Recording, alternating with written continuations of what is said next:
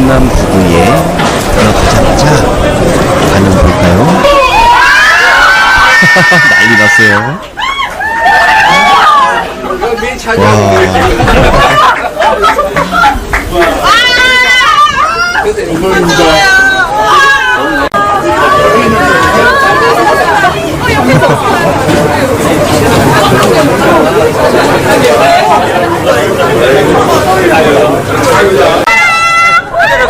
자, 반응 보세요. 종로에 떴습니다.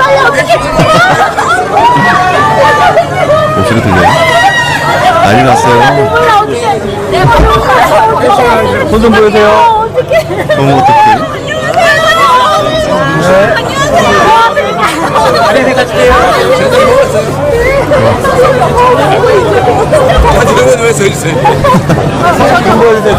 인심이 잃었습니다. 조금만. 손 좀 보여주세요. 손. 고기 좀 해요. 갑자기 나타난 이재명 대통령의 모습을 본 시민들의 모습입니다. 빨리 해야지. 손 좀 보여주세요.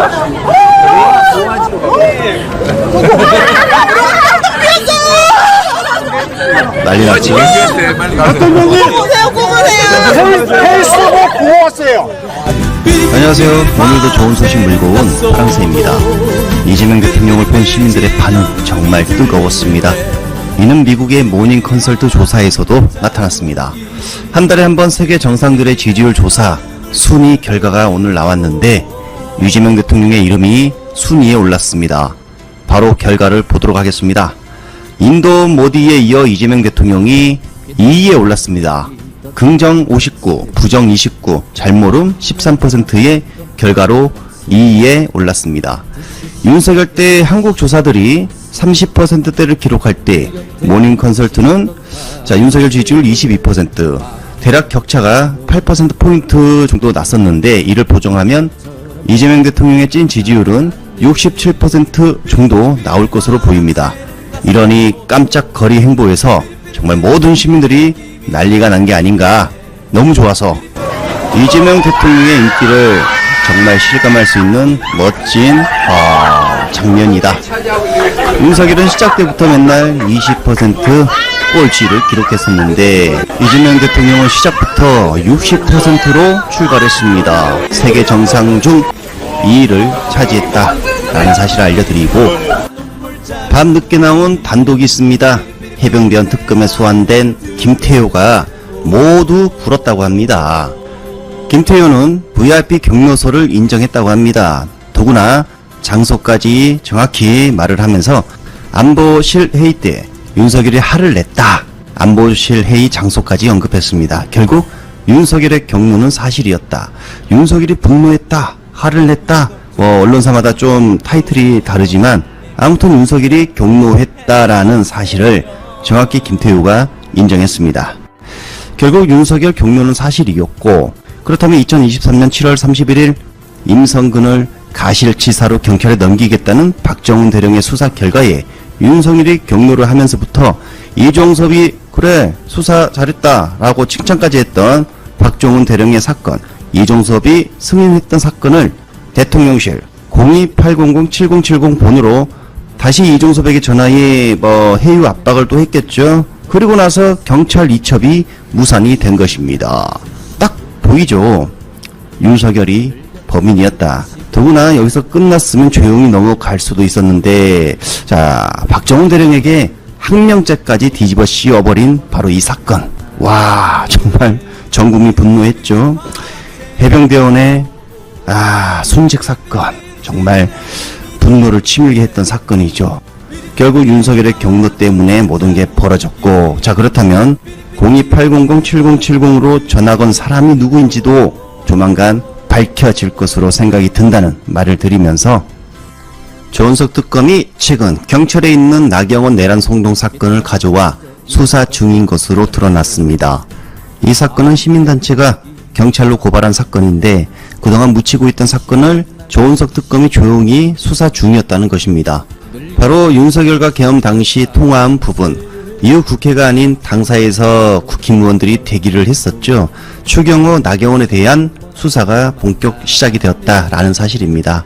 조만간 이 사건에 대해서도 진실이 밝혀질 것 같다는 생각이 듭니다. 그래서 나경원이 약점이 있으니까 그랬나? 아직도 윤석열을 옹호하는 나경원의 발언이 어제 나왔는데, 자, 나경원, 윤 탄핵 반대 왜 사과해야 하나? 왜 우리가 사과해야 하나?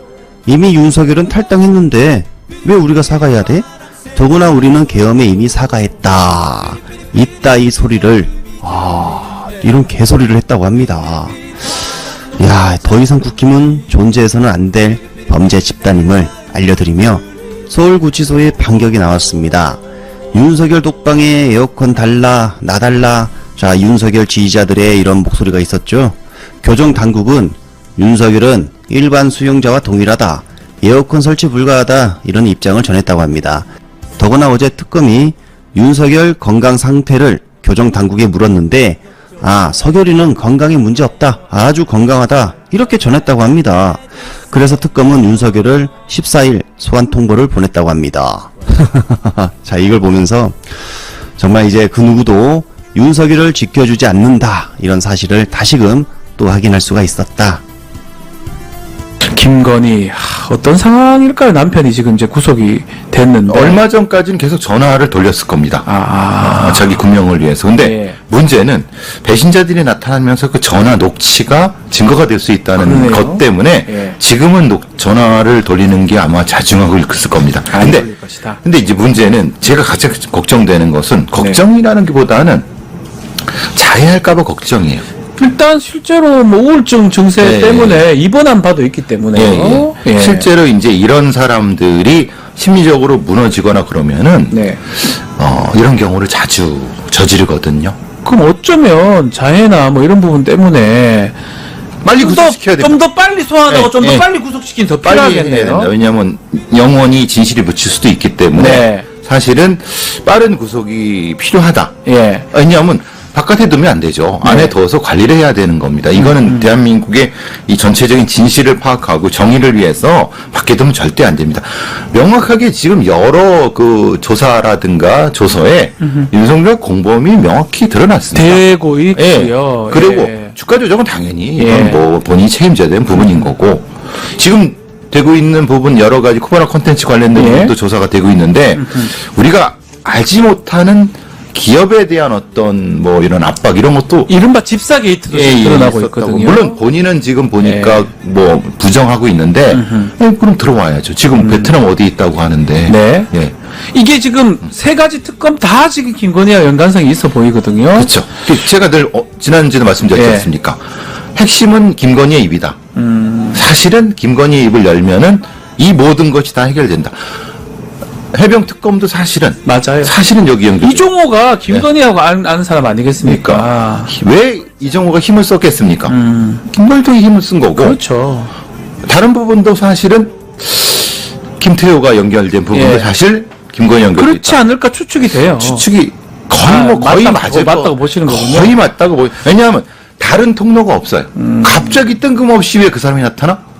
라고 했는데 근데 여사님이 돼 있으면 당연히 얘기가 되는 거예요. 그래 연결되면 다 김건희가 있어요. 예. 그렇기 때문에 우리 베프님 보시기에는 그런 좀 자해라든지 이런 불안감 때문에 예. 지금이라 당장 소환 아니면 지금이라 당장 구속까지 좀 연결해야 된다 이렇게 보시는 해야지 거군요. 안정적으로 조사도 되고 차후에 있을 문제도 미연에 방지할 수 있죠. 그 지금 심리 상태가 되게 불안할 거예요. 불안합니다. 남편은 구속됐고 자기는 소환이 곧 되고 자기도 구속될 가능성도 있고 엄청난 혼란스러움에 빠져 있을 것 근데 같기도 지금 하거든요. 이제 가장 큰 문제가 자기 모친과 오빠와 이게 계속 입을 맞추면서 뭔가 하는 거인 빨리 분리시켜야 됩니다. 이건 맞아요. 이 상태라고 하면은 더 큰일 날 수가 있거든요. 네. 자, 좀 전에 얘기한 것 중에, 이제는 오른팔들이 돌아선다. 이런 얘기 지금 하셨는데, 강희구, 예.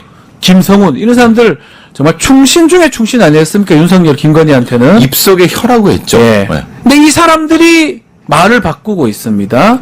이 사람들이 말을 바꾸는 거, 진술이 달라진 거, 이거는 어떻게 우리가 보는 게 맞습니까? 동서고금에서 가장 빠른 배신자는 가장 옆에 있는 배신자. 그렇습니까? 측근들입니다. 왜냐하면 너무 잘 알아요. 너무 잘 알기 때문에 요것만 틀으면 자기가 빠져나갈 수 있다는 걸 너무 잘 압니다. 씁쓸하네요. 씁쓸하지만 예. 그게 권력을 사유한 자들의 비극적 말로입니다. 아. 당연한 말로입니다. 아. 권력을 사유화했기 때문에 강하고 김성훈이 다 예. 거기에 손발이 된 거 아닙니까? 그러니까요. 권력이 사유화됐다는 것은 그런 부분에 있어서 요것만 비틀어주면은 진실이 밝혀질 수 있다는 걸 자기들도 알겠죠. 자기들도 알고 있고. 그러면 자기가 빠져나갈 수 있다는 걸 알잖아요. 그거 알려주고 자기는 혜택 받는 거네요. 그렇죠. 그게 되는 거죠. 플리바겐이 되는 거죠. 플리바겐이 되는 어떻게 보면 뭐 여러 특검들이 그걸 바라고 계속 압박하는 거 아니겠습니까? 그러니까 강호규 김성현보다 저는 사실 이상민의 입이 빨리 열릴 것 같습니다. 이상민 전 행안부 장관. 예. 저가 그 30억 나왔다는 얘기가 네, 실제로 32억. 뭐 얼마인지는 뭐 불확실하지만 확실하지 않죠. 본인은 뭐 몇백만이라고 하지만은 이게 복수의 경찰들의 진술에 의하면 상당히 큰 액수는 맞다. 그러면은 거기서 그 돈이 뭘까라고 지난주에 말씀드린 것처럼 실제로는 가장 빨리 입을 열 사람은 이상민일 것이다. 이상민이다. 최측근이고 가장 많이 한다. 핵심적으로 그래서 특검도 거기를 집중적으로 하지 않을까. 그러니까 계속 조명되는 거겠죠.